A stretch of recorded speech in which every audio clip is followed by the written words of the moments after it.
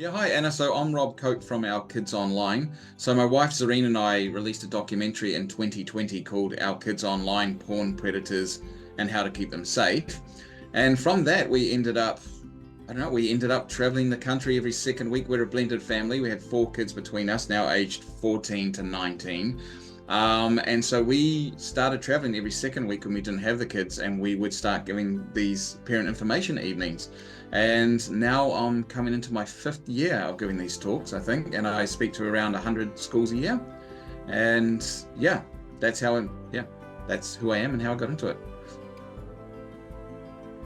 So what first started worrying us was when our kids were asking for tech. Was like, okay, you can get porn on all of this on all of this tech, and I don't know how good filters are. So there was that, and that's what we first were really concerned about. And when we started researching that, there was like, wow, there's this whole predator angle that we'd never even really considered. We didn't realize how active predators were online, how easily they are targeting our children, and how easily kids will just send a nude to someone. And so that's what the first film was about, because that's all the research that we were doing. And then once that came out, it was like, you know what, porn and predators is big, but social media is huge, like absolutely massive, and what that's doing to the mental health of children, this constant sense of FOMO with kids, that they're missing out. If they're not online, they'll be missing out on something. The need, people can see when they've read a text, and if they don't reply to that message straight away, then what's wrong? Are they ghosting me? What's happening? And so they have this immense pressure to come up with the perfect answer every single time to every message. Like, that's a lot of pressure. So then there was all of that. And then there was like gaming in the developing brain. Like, a lot of parents go, oh no, I limit my kids' gaming to only, 3 hours a day. I'm going, 3 hours a day is a long time. So let's look at the research behind that and what that's doing to the developing brains. And then of course there's cyberbullying, and all the rest of it. It's just full on. Because I think what a lot of parents don't realize is that if we give our kids devices that connect to the internet, that has a search engine, then it connects to every single thing on the internet. There is no magical government filter that filters out porn or bestiality or gore or violent extremism or whatever your personal worst nightmare is for your kids. It's all sitting right there waiting for their curiosity to one day stumble upon it. And I think it's just that basic naivety that, if it was really that bad, the government would do something about it. Well, guess what? It's been around for 30 odd years and the government ain't done shit, because the government takes a long time to actually figure this stuff out, and that the government changes and there's so much bureaucracy. And at the end of the day, it's not the government who's giving our kids devices. We are. It's not the government or the schools who are giving our kids TikTok and Instagram and Snapchat and unfiltered access to the internet. We are. So as we're the problem, us as the parents. And I would love for the government to step up to the plate and, do a whole lot of stuff. And eventually, there's a bunch of us working on this, that eventually maybe that will happen.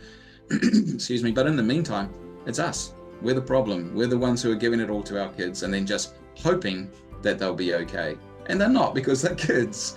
If I was a kid now with all this tech, I'd be a lost cause. Just with all my curiosity and everything, I'd be looking at everything you could imagine. So parents who come along to my talks, usually a lot of parents will come up to me afterwards and go, I thought I knew about this stuff, but wow, okay. I knew a bit. And I like to paint a very accurate view to parents as to the world their kids are living in. I don't scaremonger. There's no need to. There's no need to sensationalize. What our kids are getting up to is bad enough. You don't need to take it any worse than what's actually happening. So a lot of parents are like, okay, I thought I knew some stuff, but this is whole next level. I didn't realize it was that bad. And now I feel empowered, because the whole point of my talks is to not just inform them as to what's happening, but empower them. So here's how you take a smartphone, turn it into a safe phone.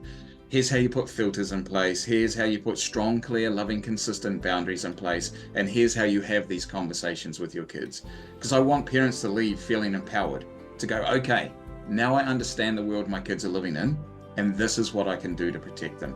And that's the majority. I did feedback forms for probably the first 3 years that I was giving these talks, and it was always very consistent with the feedback. Like, that was horrible to hear, but I needed to hear it. And now I have some tools to, and I feel empowered, which I'm stoked. I mean, that's the whole thing.